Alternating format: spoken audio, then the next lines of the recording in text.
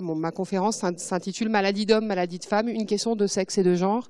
Et suite effectivement à la discussion qu'on avait eue avec le docteur Martinez, il était apparu qu'il y avait un certain nombre d'éléments conceptuels qu'il fallait préciser, notamment ces concepts de sexe et de genre qui, notamment de genre, font beaucoup parler d'eux et aujourd'hui sont évoqués dans le domaine médical. On parle de gender health depuis au moins la fin des années 90. En langue anglaise, et du coup, souvent on traduit genre par sexe, or c'est des concepts qui ne sont pas tout à fait les mêmes. Et donc, c'est un peu l'intérêt, en tout cas j'espère, de mon introduction de ce matin. Alors, quelques éléments, donc, voilà, pour simplement dire en introduction qu'entre hommes et femmes, il y a d'indéniables différences, notamment en matière de santé. Ça a été évoqué dès avant même le début de la journée, avec cette question sur l'implication différenciée des hommes et des femmes dans le processus, le protocole de recherche qui a été signalé en introduction. Et on peut en donner des exemples frappants, pour n'en donner qu'un seul qui est peut-être le plus frappant. C'est la question de l'espérance de vie qui est très différente entre les sexes. Ce que vous avez à gauche de la diapo, c'est l'espérance de vie à la naissance. Ce que vous avez à droite de la diapo, c'est l'espérance de vie en bonne santé. Et j'ai moi aussi fait le choix d'un code couleur très conventionnel, mais qui a l'avantage d'être pédagogique à cette heure un peu précoce de la matinée. Alors, ce qui est peut-être intéressant à repérer là-dedans, c'est la différence quand même assez importante qu'il y a entre les deux chiffres. Précisons que quand on parle d'espérance de vie en bonne santé, ça veut dire sans invalidité affectant les gestes de la vie quotidienne. Et on voit qu'effectivement, la différence pour ce qui concerne l'espérance de vie en bonne santé est bien moins marquée entre hommes et femmes que pour ce qui concerne l'espérance de vie en général. On pourra peut-être y revenir tout à l'heure dans la discussion. Plus encore que d'une simple différence, et là c'est peut-être une première différence, un premier point conceptuel important à faire, c'est même là d'une inégalité entre hommes et femmes qu'il s'agit. Et penser en termes de différence ou penser en termes d'inégalité, c'est pas tout à fait la même chose. Une inégalité, c'est une différence préjudiciable à l'une des deux parties. Une inégalité introduit des avantages et des désavantages, et donc avec inégalité, on pense hiérarchie entre les groupes d'individus, ou les individus concernés. Or, s'il est un domaine où on se dit que pour une fois, les inégalités sont en faveur des femmes, c'est bien le domaine de la santé. J'en veux pour preuve cette espérance de vie que j'évoquais tout à l'heure. J'en veux pour preuve le fait paradoxal que finalement la médicalisation, et c'est peut-être une piste à explorer pour expliquer qu'elle soit davantage impliquée sur le long terme dans les protocoles de recherche, la médicalisation à la fois plus ancienne historiquement et plus précoce au cours de la vie du corps des femmes, d'une certaine façon, et on peut s'en réjouir, un certain nombre de conséquences extrêmement positives. Mais là encore, on pourra peut-être y revenir au moment de la discussion. Alors j'ai essayé de calibrer un exposé autour de 30 minutes, puisque c'était l'échange qu'on avait eu au téléphone, et parce que je trouve important d'avoir un temps d'échange. Et donc au cours de cet exposé, je vais forcément être un peu rapide, mais je l'annonce d'entrée, on aura normalement le temps de préciser les choses sur lesquelles je passerai un peu vite. Et donc en calibrant cet exposé de cette façon, j'ai en fait organisé ma pensée autour de deux questions. La première, c'est comment expliquer l'existence de ces différences entre hommes et femmes en matière de santé. Et vous allez voir que, évidemment, on enfonce un certain nombre de portes ouvertes quand on réfléchit au plan biologique, mais on en ouvre d'autres quand on mobilise d'autres cadres de réflexion. Et puis la deuxième question, c'est comment est-ce qu'on peut faire pour que ces différences ne deviennent pas des inégalités, avec ce souci que j'avais tout à l'heure de distinguer entre différence et inégalité. Pour quelles raisons donc ces différences se mutent-elles parfois en inégalité, ou pour formuler les choses autrement, de manière positive, parce que je crois qu'on en a toujours besoin. Comment faire pour que les savoirs médicaux qui parfois passent pour sexistes, et encore récemment, je pense que vous avez dû voir la petite bombinette qui a été lâchée au moment du colloque du Congrès national des gynécologues il y a 2 jours. Là, le professeur Nizan s'exprimait récemment sur la question. Comment faire donc pour que une autre impression soit donnée des savoirs médicaux? Et donc, c'est ces deux questions que je vais essayer d'examiner avec vous dans le temps qui m'est imparti. Alors d'abord, pour commencer, bien sûr, entre hommes et femmes, il y a des différences. Ce n'est pas aux médecins qui sont certainement très majoritaires dans la salle que je vais l'apprendre. Il y a notamment tout un tas de différences anatomo-physiologiques. Et ça, c'est ce qu'on appelle le sexe, pour donner une précision, on va dire, sémantique. On peut essayer de détailler un peu, même si c'est sans doute pas nécessaire, parce que c'est votre premier domaine de compétence avant que ça soit d'ailleurs le mien.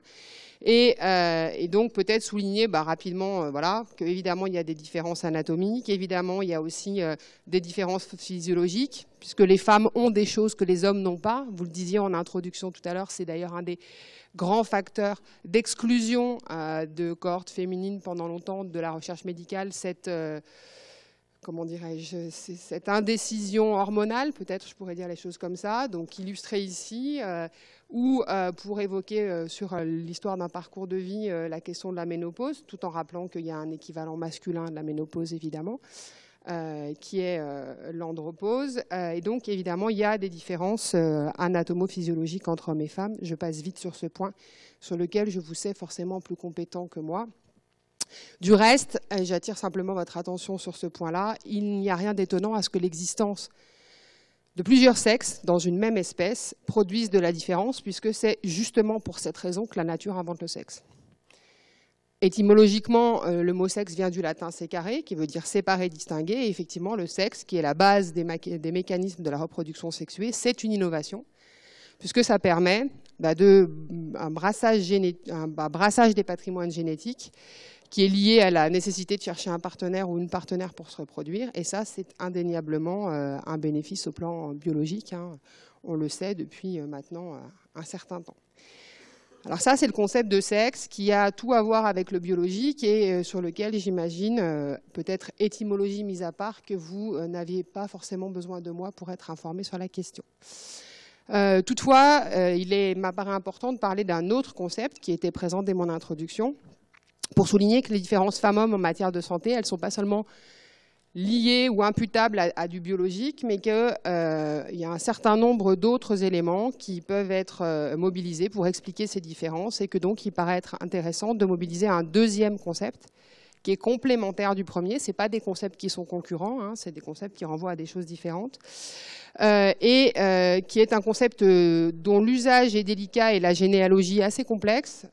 On a beaucoup entendu parler du genre, et notamment voilà, de ce qu'on appelle en anglais dans le texte les gender studies il y a quelques années, pour des raisons qui étaient davantage politiques que scientifiques. Peut-être que vous en avez le souvenir au moment où on débattait de la loi Taubira et de l'ouverture du mariage aux couples de même sexe. Là, le concept de genre, qui est un concept qui existe depuis la fin des années 60 en matière de recherche scientifique dans tout un tas de disciplines et qui n'avait jusqu'ici intéressé que très peu la sphère du grand public, a fait irruption sur cette même scène. Et du coup, c'est devenu effectivement un concept qui est problématique à définir et qui peut parfois laisser une première impression négative, d'où, à mon avis, l'importance de préciser un peu les choses.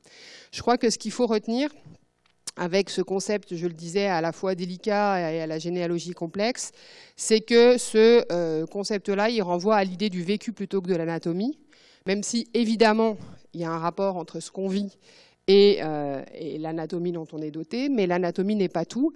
Référence d'historienne que vous me pardonnez, Napoléon Ier disait l'anatomie est un destin. On sait bien qu'aujourd'hui, cette idée-là, elle est largement discutée, notamment par un certain nombre d'avancées en termes de droits des femmes, et qu'il y a des choses auxquelles on croyait dans le courant du XIXe siècle et auxquelles on a renoncé. Et donc, effectivement, ce fonctionnalisme biologique très caractéristique du XIXe siècle, aujourd'hui, il est quand même pas mal tombé en désuétude.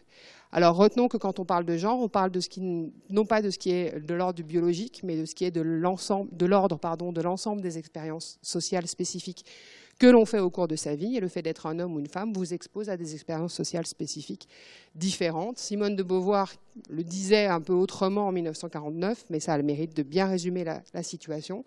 On ne naît pas femme, disait-elle, on le devient. On pourrait dire qu'avec le concept de genre, on décline cette idée-là au féminin et aussi au masculin, parce que de la même façon, on ne naît pas homme, on le devient. Alors pour poursuivre, une fois ces éléments, on va dire, conceptuels posés, pour poursuivre mon exposé, voici quelques éléments. Voici donc réunis sur une seule diapositive l'ensemble des domaines dans lesquels, à mon avis, on peut rechercher des facteurs déterminants de santé. Le sexe et le genre sont des facteurs déterminants de santé qui traversent l'ensemble de ces domaines-là, qui sont des éléments explicatifs des différences qu'on observe entre différentes catégories de population, voire des éléments explicatifs d'inégalités caractérisées entre différentes catégories de population. Et quand je dis ça, j'entends les hommes et les femmes, mais j'entends éventuellement d'autres catégories de population qui peut-être pourraient vous venir à l'esprit. Alors on voit ici que sont déterminants des inégalités de santé des éléments qui relèvent des politiques, par exemple des politiques de santé publique, mais pas seulement des politiques de santé publique, hein, des politiques économiques aussi, et on pourrait donner d'autres exemples. On voit que relèvent aussi de ces facteurs déterminants des éléments qu'on appelle les facteurs psychoculturels, le niveau de formation scolaire par exemple, ou encore les mentalités, je mets des guillemets parce que c'est une terminologie qui est très vaste. On voit aussi que des caractéristiques démographiques, géographiques ou socio-économiques peuvent être mobilisées pour constituer des facteurs explicatifs des inégalités de santé qu'on observerait. Et puis, il y a les facteurs sanitaires, et si vous le permettez, je vais détailler un peu ce dernier point en faisant rejouer les deux concepts que j'ai mobilisés tout à l'heure pour essayer d'articuler bien mon propos. En détaillant voilà, ces éléments sur le sanitaire, je fais résonner les deux concepts que j'ai repérés précédemment, et comme ça, on en mesure l'intérêt et la complémentarité.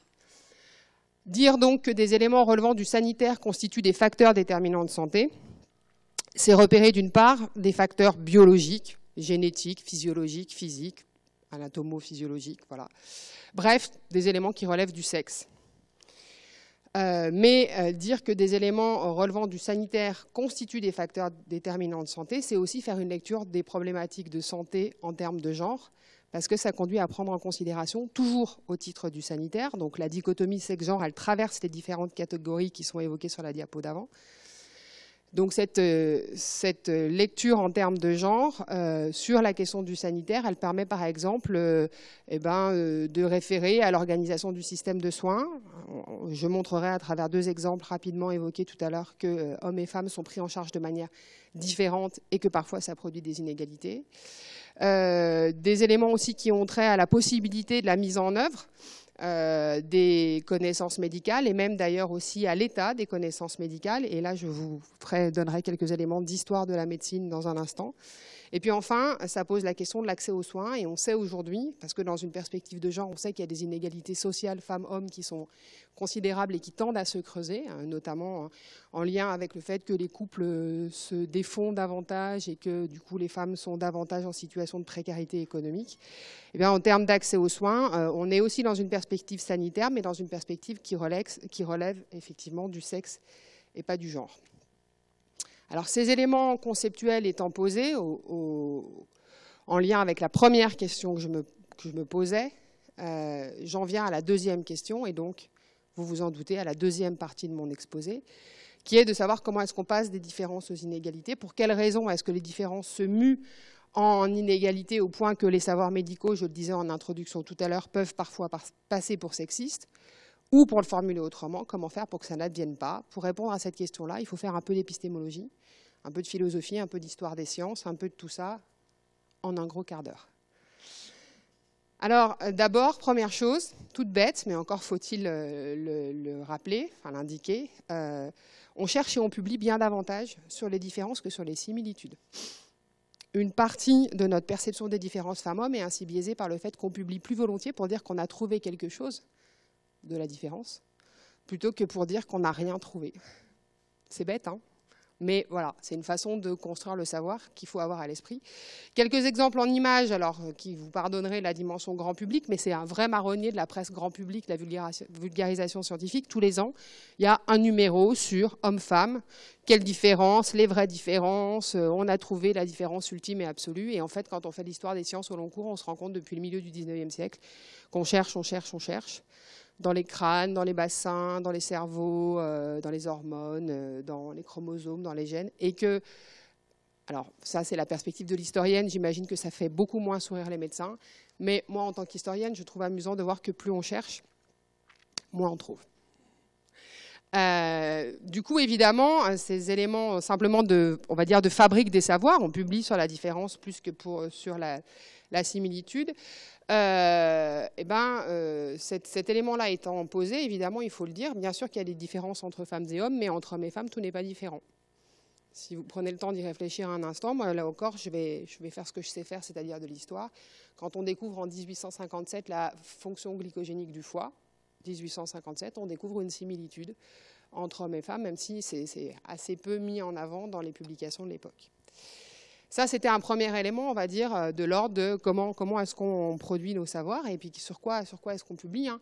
Et quand je dis on publie davantage pour dire qu'on a trouvé que pour dire qu'on n'a pas trouvé, rassurez-vous, enfin ou pas d'ailleurs, mais on fait exactement la même chose en histoire. Hein. Ce n'est pas propre aux publications médicales. Deuxième élément, toujours dans cette perspective à la fois épistémologique et historique, il va de soi que les savoirs sont situés, d'où l'intérêt d'en faire un peu l'histoire. En tout cas, c'est pourquoi je plaide à la faculté de médecine qui est incluse dans l'université Claude Bernard Lyon 1. Et donc, quand on dit que les savoirs sont situés, ça veut dire que le contexte de production des savoirs est lisible dans les savoirs en question, même si, évidemment, et c'est normal, il faut faire un pas de côté, on le voit d'autant plus que les savoirs produits sont des savoirs d'autrefois et pas des savoirs d'aujourd'hui. Mais ce qu'il faudrait quand même garder à l'esprit, c'est que les savoirs d'aujourd'hui sont aussi des savoirs situés. Je vous donne ici un exemple, ça vous aura forcément frappé. Vous avez une gravure d'un grand anatomiste, André Vézal, 1545.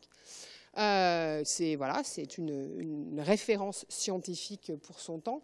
La référence transparente à la Genèse ne vous aura pas échappé. Alors évidemment, aujourd'hui, on aurait...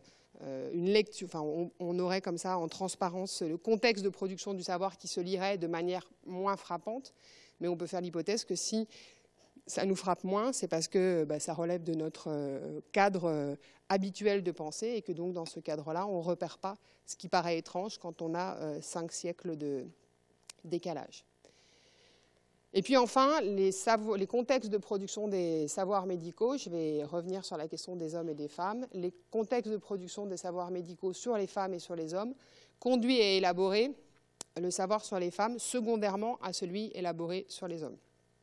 On a évoqué tout à l'heure en introduction les arguments à la fois endocrino, et puis il y a aussi tout un tas d'arguments de bioéthique. Hein. Voilà, on a longtemps, après les scandales sanitaires thalidomide milieu du XXe, considéré qu'il valait mieux exclure les femmes de la recherche biomédicale parce qu'il y a toujours ce risque de la grossesse et le risque qu'on fait courir du coup au produit de la grossesse d'une femme qu'on impliquerait dans un protocole de recherche. Quand on dit que les savoirs médicaux sur les femmes sont produits secondairement à ceux élaborés sur les hommes, on dit, et là encore je cite Beauvoir, philosophe mais éclairante pour notre propos, que, je la cite, la femme se détermine et se différencie par rapport à l'homme et non celui-ci par rapport à elle. Elle est l'inessentiel face à l'essentiel, il est le sujet, il est l'absolu, elle est l'autre, dit-elle avec un grand A. C'est une façon de résumer la chose avec pas mal d'efficacité. Qu'est-ce qu'il faut retenir de ça? Il faut retenir que, considéré dans cette perspective, les corps féminins, quand on fait l'histoire des savoirs biomédicaux à partir du XIXe siècle, les corps féminins sont construits comme des exceptions à une règle. Et donc ça se voit, par exemple, dans la production éditoriale, dans la deuxième moitié du XIXe siècle, par exemple, un certain nombre de grands dictionnaires des sciences médicales consacrent des centaines de pages aux femmes et aux maladies de femmes, et à peine quelques lignes aux hommes et aux maladies d'hommes. Et on peut peut-être, sans trop s'avancer, considérer que cette idée, on en est encore aujourd'hui à certains égards héritiers et héritières. En tout cas, là aussi, peut-être qu'on aura le temps de réévoquer cette idée-là au moment de la discussion. Troisième chose que je voudrais indiquer dans cette perspective, et autour de ma deuxième question sur comment sont fabriqués les savoirs, on est tributaire d'une conception de la différence des sexes, où hommes et femmes sont non seulement perçus comme des entités incommensurablement différentes, c'est-à-dire que l'un et l'autre n'ont rien à voir l'un avec l'autre, mais aussi on a une conception de la différence des sexes qui est sur le mode de la complémentarité. Il y a un historien américain qui a travaillé, un historien des savoirs médicaux, enfin un historien de la médecine américain qui a travaillé sur cette question-là, qui s'appelle Thomas Lacker, qui montre que jusqu'à la fin du XVIIIe siècle, on ne considère pas qu'hommes et femmes sont finalement comme l'avers et le revers d'une pièce de monnaie, mais qui montre comment on considère la différence des sexes davantage sur le mode de la continuité que sur le mode de la bicatégorisation, et davantage dans une perspective de continuité que dans une perspective d'opposition terme à terme. Aujourd'hui, en Europe occidentale, on pense la différence des sexes sur ce mode-là, de l'opposition terme à terme. On peut être différent, sans être l'envers de ce par quoi on est perçu comme différent. Hein. Pour en donner un seul exemple, cette façon de penser fonctionne pour des différences autres que pour la différence des sexes. Par exemple, il y a des différences ethno-raciales dans l'espèce humaine, mais on ne les pense pas sur le mode de l'un n'est pas l'autre, on ne les pense pas sur le mode de la complémentarité. Ça, c'est vraiment une spécificité de la façon dont on pense la différence des sexes. Et encore une fois, cette façon de penser la différence des sexes entre différence incommensurables et complémentarité, elle est datée, on en repère la naissance à la fin du XVIIIe siècle. Là encore, peut-être qu'on aura quelques minutes à échanger sur ce sujet-là. Alors, ces éléments d'histoire et de philosophie des sciences étant posés, je vais essayer d'examiner rapidement le cas de deux maladies, une maladie d'homme et puis une maladie de femme. Alors, vous me pardonnerez le fait que ce ne sont pas des maladies qui ont trait avec votre domaine de spécialité, mais je m'appuie pour ce dernier moment de l'exposé sur des publications qui sont celles de l'université de Stanford. Et du coup, j'ai référé mes diapos à ce site. L'université de Stanford travaille beaucoup sur la question des savoirs scientifiques, et pas seulement d'ailleurs des savoirs médicaux. Mais il y a un onglet Health and Medicine sur le site de l'université de Stanford qui déploie un certain nombre d'exemples, le dernier en date étant portant sur la question du cancer colorectal, dans une perspective de mobilisation conjointe des deux concepts que j'ai explicités en introduction, à savoir le concept de sexe d'une part et le concept de genre d'autre part. Alors je commence par une maladie masculine par excellence, par des maladies plutôt masculines par excellence, puisque c'est un groupe de maladies dont il s'agit, les maladies cardiovasculaires. Je pense que je pourrais passer relativement vite parce que la Fédération française de cardiologie a beaucoup communiqué sur le fait qu'aujourd'hui, les femmes étaient victimes de maladies cardiovasculaires, hein, et que notamment les jeunes femmes étaient victimes de maladies cardiovasculaires. Vous avez peut-être souvenir d'un spot de publicité qui était d'une efficacité assez redoutable, où on voyait une jeune femme et un monsieur qui avait davantage le profil de celui que j'ai mis sur ma diapo, qui dansait sur une piste de danse, et au terme de quelques minutes de danse endiablée, celui des deux qui s'effondrait n'était pas exactement celui auquel on avait pensé de prime abord. Cela étant dit, ça me permet quand même de poser quelques bases, qui est que la construction des modèles diagnostiques et thérapeutiques de ces pathologies que sont les maladies cardiovasculaires sont, et encore une fois, aujourd'hui c'est connu et c'est documenté en cardiologie, sont des modèles diagnostiques et thérapeutiques qui sont défavorables aux femmes parce qu'ils notamment invisibilisent un certain nombre de leurs symptômes qui sont perçus comme atypiques, donc qui sont, plus exactement, je vais corriger un peu, qui ont longtemps peut-être été moins bien enseignés que les symptômes typiques. Et puis aussi parce que, c'est ce que montrent les travaux entrepris à Stanford, l'imaginaire, ou peut-être on pourrait dire les stéréotypes des soignants, et là, pour la peine, le sexe du soignant ne change rien à l'affaire, prend parfois le pas sur la réalité, et que du coup, c'est important de rappeler que ces maladies cardiovasculaires sont la première cause de mortalité des femmes, selon la Fédération française de cardiologie. Et du coup, ça évite ce qu'on observe, en tout cas régulièrement, comme on le montre à Stanford pour les États-Unis, l'orientation privilégiée des femmes qui présentent un certain nombre de signes évocateurs d'une maladie cardiovasculaire vers une prescription d'anxiolytiques et la consultation d'un psychiatre pour des raisons de troubles émotionnels que vers une prise en charge en cardiologie.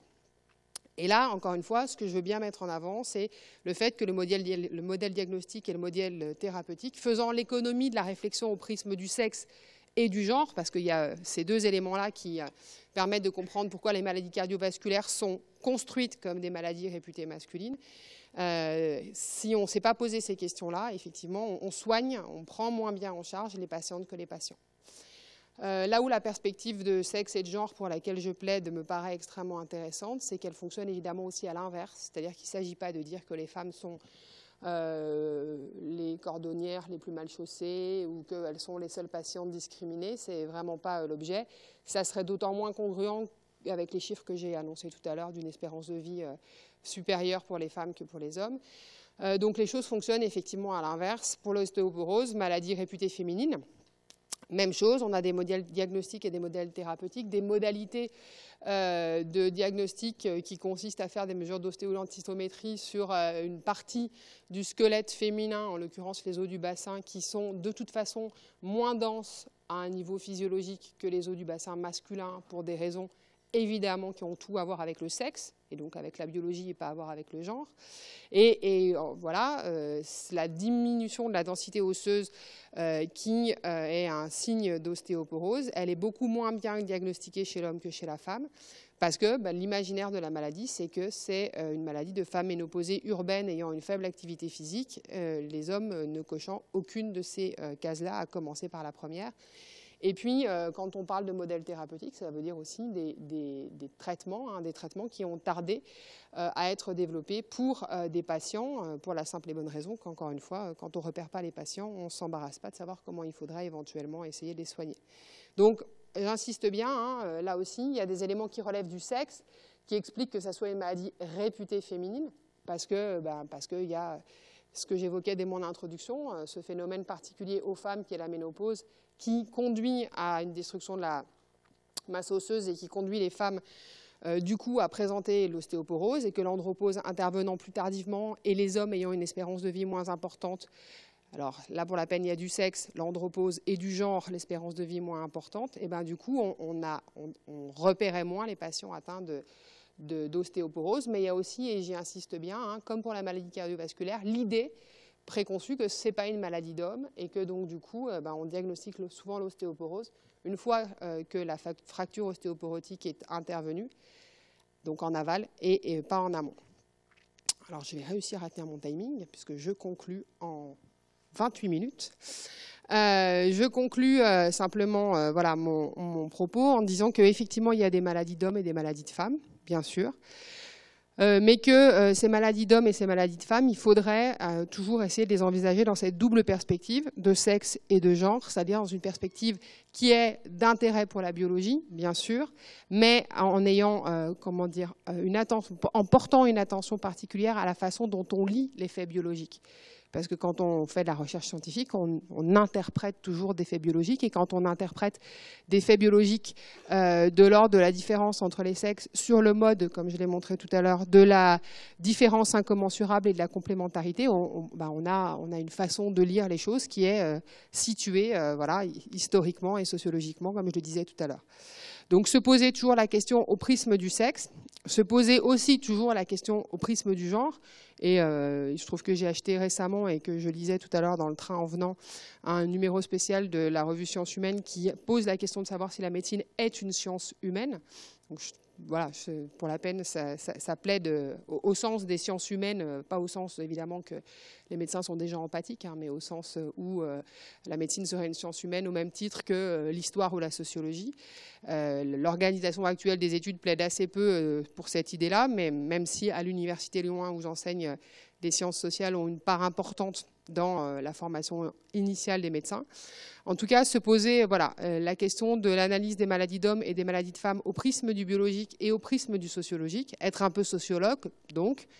Ça permet de se poser davantage de questions presque que de réponses, mais comme ça a été indiqué très justement dès l'introduction, pour expliquer cette différence entre femmes et hommes dans l'application dans un protocole de recherche, parfois se poser davantage de questions que de réponses, ça permet voilà, de nourrir le groupe de recherche dans lequel vous vous impliquez toutes et tous, et c'est presque plus stimulant pour un chercheur d'avoir des questions que d'avoir des réponses.